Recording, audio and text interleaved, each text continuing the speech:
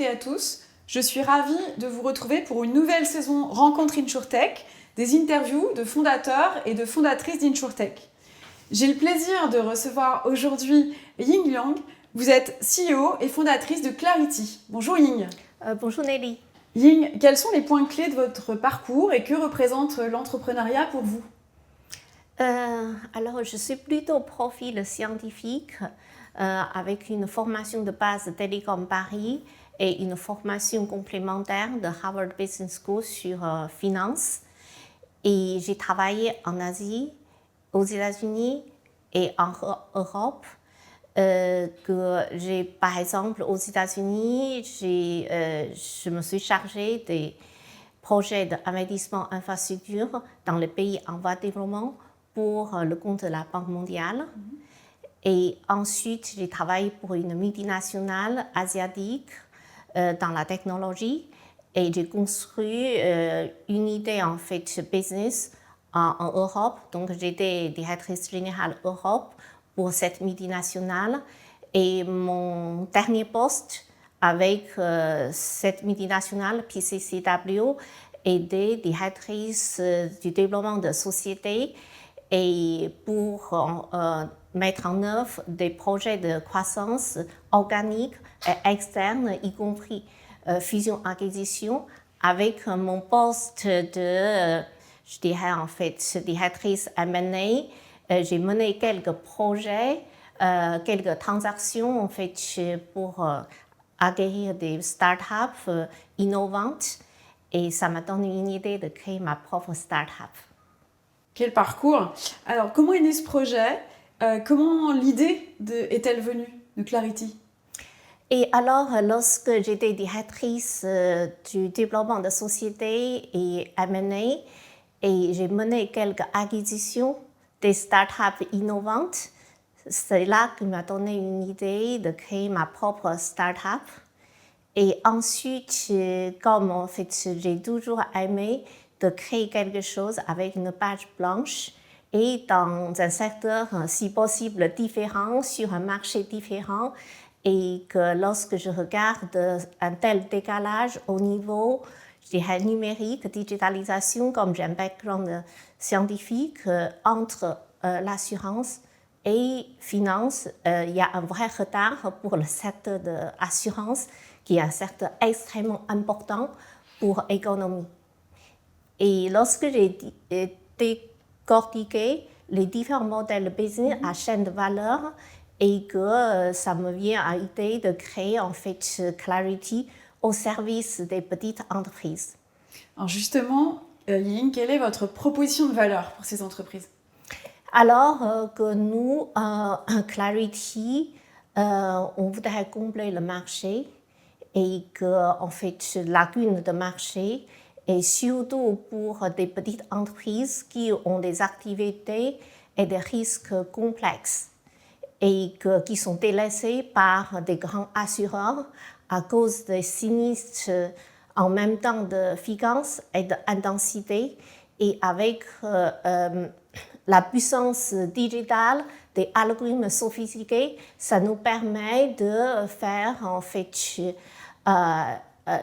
la modélisation des risques, l'évaluation et la tarification pour bien cadrer la souscription.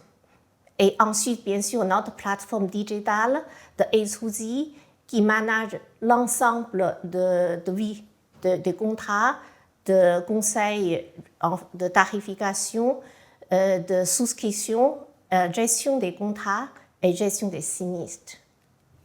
Quel est votre cible de clients? Je crois comprendre qu'on est sur des entreprises, des clients entreprises. Et combien est-ce que vous visez de clients d'ici 3 ans? Ici, 3 ans, on pense en fait de pouvoir atteindre 10 000 entreprises comme clients. Le cible pour en fait vous donner un exemple, notre premier produit, on a lancé dans le secteur des diagnostiqueurs immobiliers. Et alors, pendant qu'un grand assureur, leader du marché, s'est retiré du marché à cause des problèmes de sinistralité.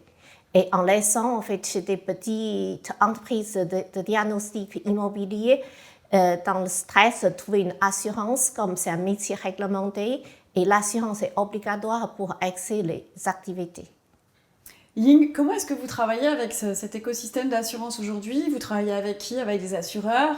Avec des assisteurs? Enfin, dites-nous un peu avec qui. Et que nous, on est MGA, Managing General Agent, et plutôt intermédiaire avec une délégation totale des assureurs pour la souscription et gestion des contrats. Et nous travaillons notamment avec des assureurs plutôt de taille importante et que spécialistes dans le secteur des risques entreprises et aussi avec un niveau de solvabilité importante. À présent, on va parler de votre modèle économique. Donc, quel est votre business model, Ying? Et est-ce qu'il a bougé depuis la création de Clarity? Et à quelle date est-ce que vous serez à l'équilibre? Notre modèle de business n'a pas tellement en fait changé, mais bien sûr, on apprend, on s'ajuste. Si c'est à refaire, je pense que je ferai pareil, mais en prenant certains lessons learned et pour éviter un peu en fait de détours, surtout dans la partie culture des assureurs qui n'ont pas vraiment en fait la même vitesse, agilité par rapport à nos besoins en fait de AssurTech. Concernant, je dirais plutôt la rentabilité, cette année 2023, c'est notre deuxième année opérationnelle. On arrive déjà EBITDA positif. Alors la rentabilité complète est visée l'année prochaine.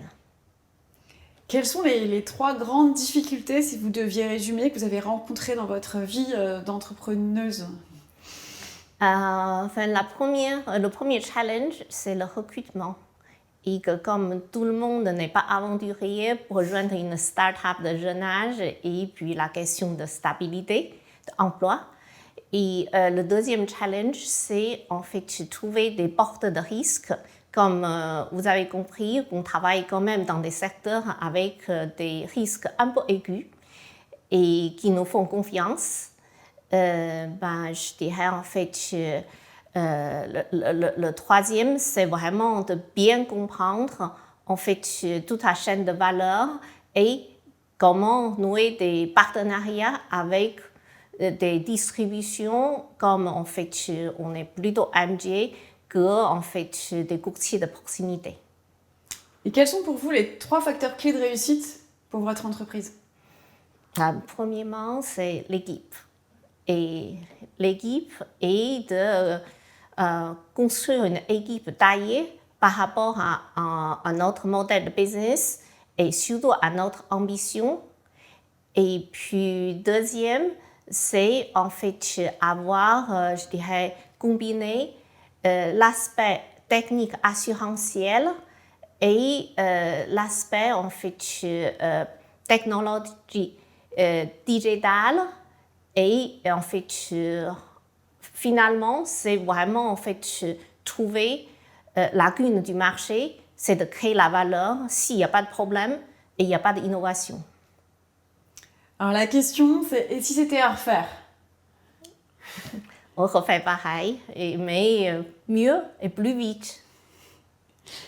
Quelle est, si on prend un petit peu de hauteur, votre vision de l'évolution du secteur de l'assurance et à l'intérieur de ce secteur, du rôle de l'InsurTech?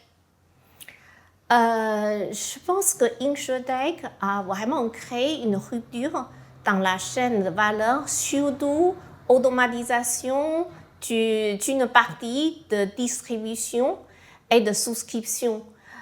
Cependant, je dirais que ce progrès est plutôt en fait, je dirais, évolutif et que je pense qu'à la fin, en fait, le secteur va changer en fait de façon, je dirais, notable dans les années qui viennent. Et il y a en fait une petite, je dirais, en fait, attente qui n'est pas encore tout à fait, je dirais, satisfaite. C'est que les gens pensaient que la digitalisation suffise pour en fait complètement révolutionner le secteur. Et sachant que les données qui sont vraiment l'or, de cette rupture, cette transformation sont plutôt dans la main des traditionnels. Alors quand on est entrepreneuse, c'est important d'être inspiré. Quels sont vos modèles, si on parle d'InsurTech ou d'autres sociétés, qui vous inspirent, que ce soit en France ou dans le monde entier? On peut aller beaucoup plus loin. Là, alors, je pense qu'en fait, c'est pas vraiment un exemple comparable, mais lorsque en fait, j'ai fait une formation en fait, de M&A à INSEAD, on a parlé les modèles, les business models différents, et je suis très inspirée par le modèle de Tesla, et qui a complètement révolutionné une vieille industrie automobile, et avec une technologie de rupture et une nouvelle méthode de distribution. Si vous regardez par exemple l'état actuel, Tesla vend beaucoup moins de voitures par rapport à BMW et avoir un chiffre d'affaires moindre, mais au niveau de la création de valeur de l'entreprise, et l'entreprise est valorisée 10 fois plus que BMW. Racontez-moi maintenant une anecdote un peu amusante en lien avec Clarity et son histoire. On a toujours en fait cette question lorsqu'on rencontre des nouvelles personnes, quels que soient clients ou partenaires. Ils nous disent vous êtes assureur et qu'on s'amuse parce que en fait assureur c'est plutôt les Titanic, en fait des grosses sociétés, et nous on est une jeune entreprise en fait start-up. Ça, c'est parce qu'en fait, qu'on a exactement les mêmes méthodes d'évaluation des risques et d'appréhension de risques, et on travaille main dans la main en co-construction des produits avec les assureurs. Alors, dernière question, Clarity, pourquoi avoir choisi ce nom pour votre InsurTech?